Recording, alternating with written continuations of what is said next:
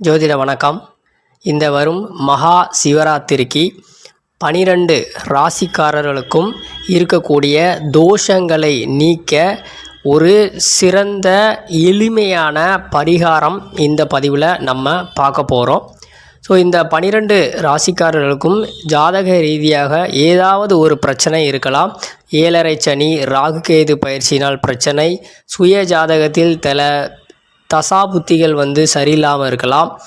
அந்த மாதிரியான நிறைய சிக்கல்களை சந்திப்பார்கள். செவ்வாய் தோஷமாக இருக்கட்டும், இந்த மாதிரி பல்வேறு பிரச்சனைக்கு ஜாதக ரீதியாக தீர்வுகளை தேடிக்கொண்டிருப்பவர்களுக்கு இந்த மகா சிவராத்திரி ஒரு அற்புதமான ஒரு வாய்ப்பாக உங்களுக்கு அமைய இருக்குது.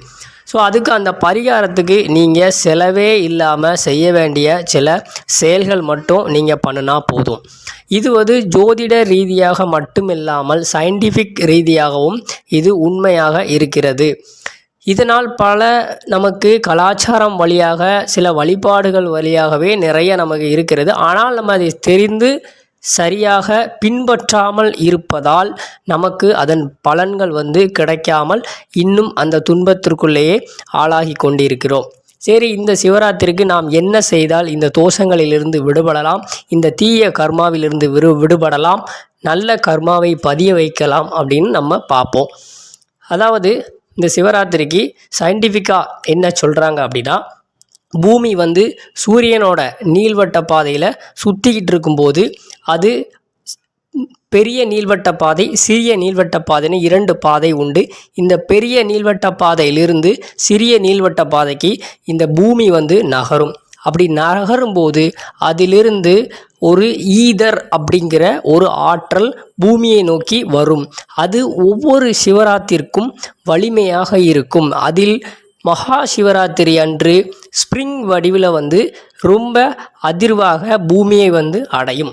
இது பகலை விட இரவில் இந்த ஆற்றல் பூமியை நோக்கி வரும். ஸோ அப்போ நாம் என்ன செய்யணும் அப்படின்னா, முதலில் தூங்கக்கூடாது, விழித்து தான் இருக்க வேண்டும்.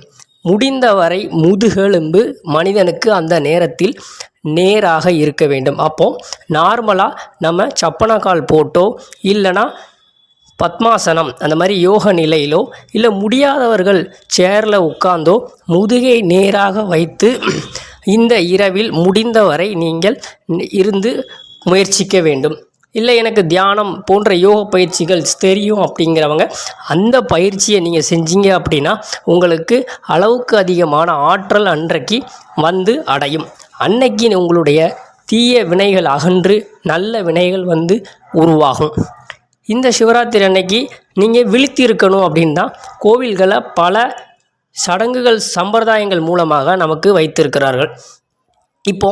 அப்போ அந்த பலன்கள் முழுமையாக கிடைக்கணும் அப்படின்னா அந்த வாரம் முழுவதும் அந்த சிவராத்திரிக்கு 3 நாட்கள் முன்னாடியும் 3 நாட்கள் பின்னாடியும் நீங்கள் அசைவ உணவு அருந்தக்கூடாது,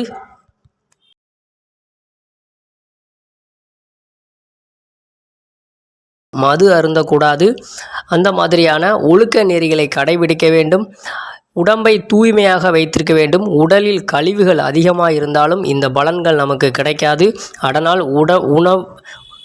உடம்பு மனம் எல்லாம் தூய்மையாக இருக்க வேண்டும். இப்போது சிவராத்திரிக்கு சில கோவில்களில் சில நிகழ்ச்சிகள் இருக்கும். அதனால் விடிய என்ன பண்ணியிருப்பாங்க, முழிச்சிருப்பாங்க. அந்த மாதிரி கோயில்களுக்கு போகும்போது அதை சரிவர நம்ம கடைப்பிடிக்கணும். ஆனால் நிறையா பேர் கோயிலில் போய் என்ன பண்ணுவாங்க அப்படின்னா, நிறையா கூத்தடிக்கிறது, அப்புறம் விடிய பார்த்திங்கன்னா எண்ணெய் பண்டங்கள் வாங்கி சாப்பிட்றது, மது அருந்துவது, இந்த மாதிரியான எதிர்மறையான செயல்களை ஃபுல்லாக செய்கிறதுனால இந்த பலன் கிடைக்காமல் தீய பலன்கள் மேலும் அதிகமாக தான் ஆகும். ஆனால் அவர்கள் என்ன செய்வார்கள், நான் வருடம் நான் சிவராத்திரிக்கு கோவிலுக்கு செல்கிறேன், ஆனால் எனக்கு எந்த மாற்றமும் நிகழவில்லை, எனக்கு நல்ல நேரம் வரவில்லை அப்படின்னு புலம்பிக் கொண்டிருப்பார்கள். நீங்கள் கோவிலுக்கு போனால் அங்கு நீங்கள் அமைதியை கடைபிடிக்கணும், சண்டை போடக்கூடாது. அந்த மாதிரியான நம்பிக்கையோடு பாசிட்டிவான நல்ல எண்ணங்களை நினைத்து கொண்டு நீங்கள் அன்று தூங்காமல் முதுகை நேராக வைத்து உட்கார்ந்து பயிற்சி செய்தீர்களானால் உங்களுடைய வாழ்வு கண்டிப்பாக மாறும். ஜாதகத்தில் சில தோஷங்கள் இருந்தால் விலகும். அப்படியே கடுமையான பாதிப்புகள் இருந்தால் அதில் நீங்கள் நிச்சயம் விடுபடலாம் என்பதுதான் உண்மை. ஸோ இந்த சிவராத்திரிக்கு இந்த 12 ராசிகளுக்கான ஒரு எளிய பரிகாரம் இந்த பரிகாரம்தான். இதை நீங்கள் செய்து பலன்களை பெற்று எப்படி இருக்குது என்று கமெண்டில் சொல்லுங்கள்.